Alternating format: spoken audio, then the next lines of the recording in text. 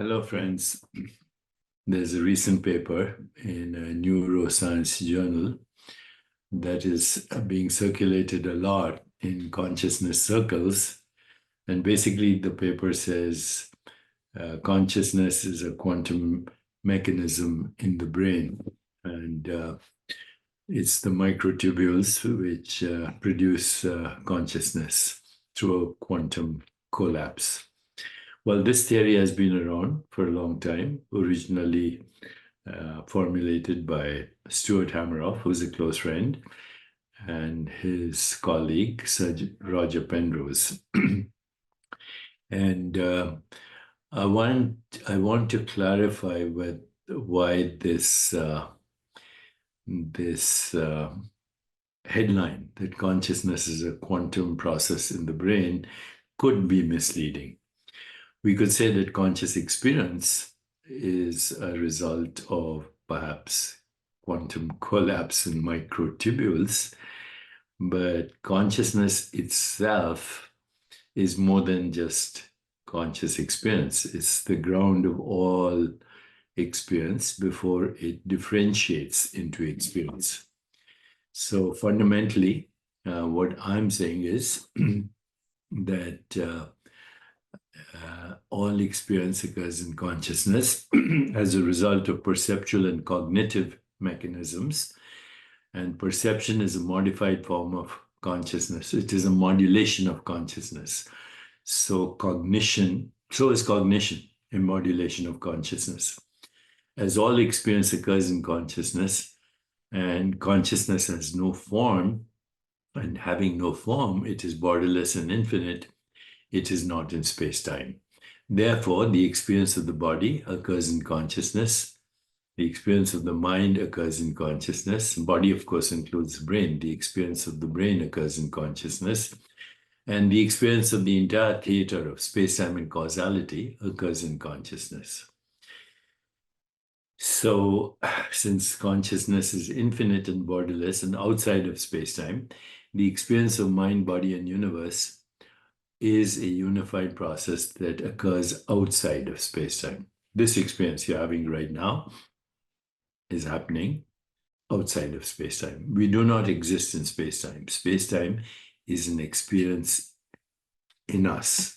If by us, we mean awareness of consciousness.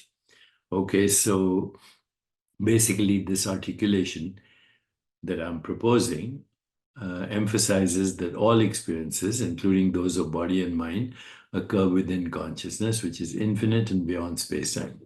Consequently, space-time is perceived as an experience within us, not a separate entity. Okay. I would like to unpack this, what I'm saying right now, in several videos. And I'll start with just the relationship between consciousness and perception. So to better explain the relationship between consciousness and perception, please consider the following points. Number one, consciousness encompasses all that we are aware of, including sensations, perceptions, and memories.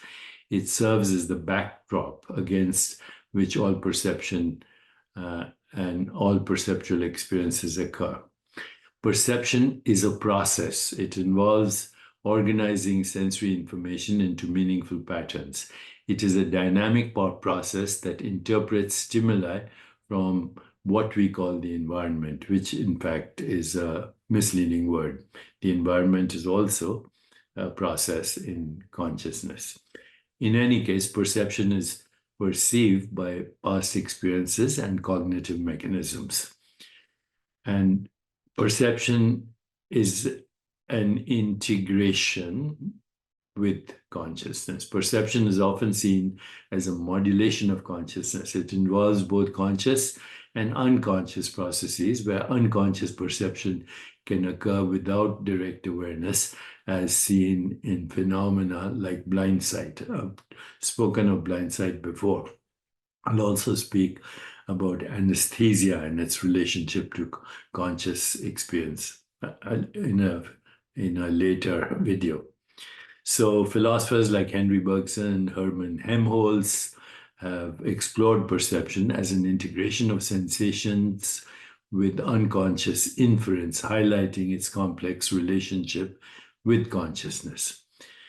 In any case, by understanding these aspects, one can appreciate how perception is both a function and a manifestation of consciousness, shaping our experience of reality. In a future video, I will share examples of how cognition modulates the experiences within consciousness. So much for today, okay, which is that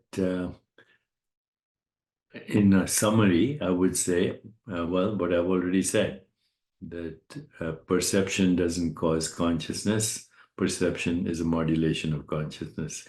Cognition doesn't cause consciousness. It is a modulation of consciousness.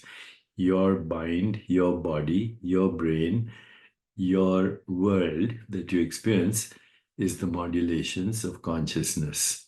You are consciousness having experiences, period. And the experiences should not be confused with the source of experiences. I hope this makes sense because it has huge implications for our identity. It has huge implications of the meaning of birth and death, immortality, timeless awareness, ageless body, etc., etc. Let me know if you find this useful. By the way, the book is out, User's Guide to How AI Can Elevate Spiritual Intelligence and Personal Well-Being.